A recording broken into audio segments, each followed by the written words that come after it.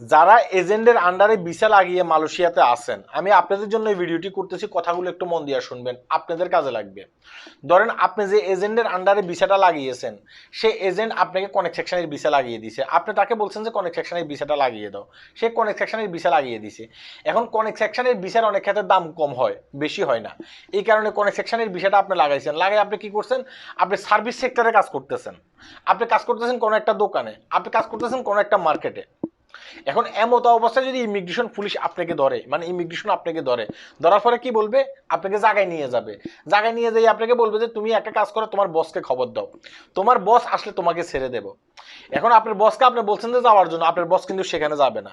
কেন যাবেন আমি আপনাকে বলি, আপনার ভিসা হচ্ছে যে কনেক্ট সেকশনের, আপনার বস কিন্তু কনেক্ট সেকশনের ভিসা লাগিয়ে দিছে। আপনি কাজ করতেছেন কোথায়, আপনি কাজ করতেছেন যে সার্ভিস সেক্টরে কোনো একটা দোকানে। এখন আপনার বস সেখানে গেলে আপনার বসকে যখন ইমিগ্রেশন জিজ্ঞাসাবাদ করবে, এই যে তোমার লোকটাকে যে আমরা ধরলাম, তাকে আমরা একটা দোকান থেকে ধরছি কিংবা আমরা একটা মার্কেট থেকে ধরছি, তুমি এখন আমাদেরকে বলো তোমার কনেক্ট সেকশনের ভিসা সে কিভাবে সার্ভিস সেক্টরে কাজ করে। আপনার বস কিন্তু সেখানে কোনো জবাব দিতে পারবে না। জবাব দিতে না পারলে দেখা গেছে কি আপনার বসের মোটা অঙ্কের টাকা জরিমানা করতে পারে, এবং কি আপনার বসের লাইসেন্সও বাতিল হয়ে যেতে পারে। এই কারণে কি করবে, আপনার বস সেসব জায়গাগুলোর ভিতরে যাবে না।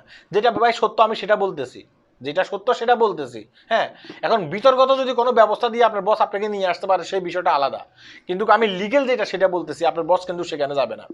এখন সেখানে না গেলে আপনাকে কি করবে, আপনার ভিসা থাকার সত্ত্বেও আপনাকে ভিসা ক্যান্সেল করে কিন্তু বাংলাদেশে পাঠিয়ে দেবে।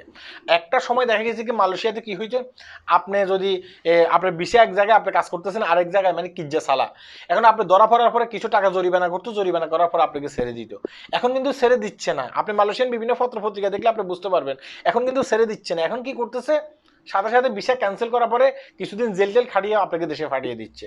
তাই আমি আপনাকে বলবো যে, আমি আমার আগের ভিডিওগুলোতে ভিতরে বলছিলাম, তাই আমি আপনাকে বলবো যে ভাই দেখেন, আপনার যে স্টেটে কাজ, মানে যদি আপনার কাজ কোয়ালালামপুরে হয়, ভিসা যদি কোয়ালালামপুর হয়, চেষ্টা করবেন যে কোয়ালালামপুরে আপনার ভিসা কোয়ালালামপুরের কোনো একটা দেখা গেছে কি কনেক্ট সেকশন ডিফাইডে, সে কনেক্ট সেকশন ডিফাইডে কাজ করার জন্য।